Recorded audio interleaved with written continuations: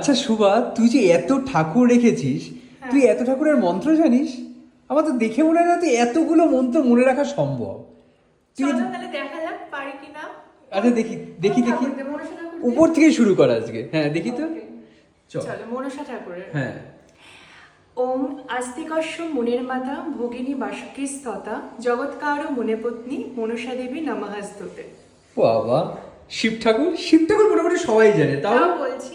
ওম নম শিবায় শান্তায় কারণত্রয় হে তবে নিবেদয়ামি চত্মানং তং গতি পরমেশ্বর।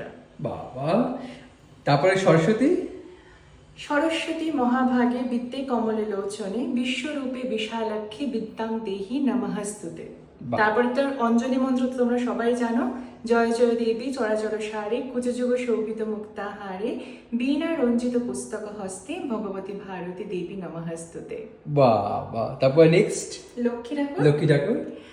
ওম বিশ্বরূপস্য ভার্যাসি পদ্মে পদ্মালয় শুভে সর্বত্র পাহিমাং দেহি মহালক্ষ্মী নমঃস্তুতে। বাবা, তারপরে গণেশ ঠাকুর। গণেশ ঠাকুরের আচ্ছা।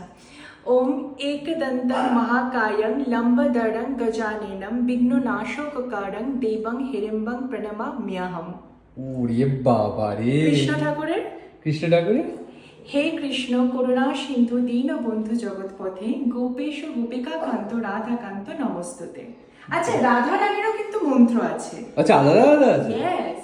আচ্ছা, কি আমার? রাধা রানীর হচ্ছে ওম তপ্ত কাঞ্চন গৌরিঙ্গিং রাধে বৃন্দাবনেশ্বরী বৃষ ভানু সুতি দেবিতাং প্রণমামি হরিপ্রিয়ে। ব্যাস ডান। বাবা, না কি তাহলে আমি শুধু সাজতে বুঝতেই পারি, শুধু শাড়ির রিল বানাতেই পারি।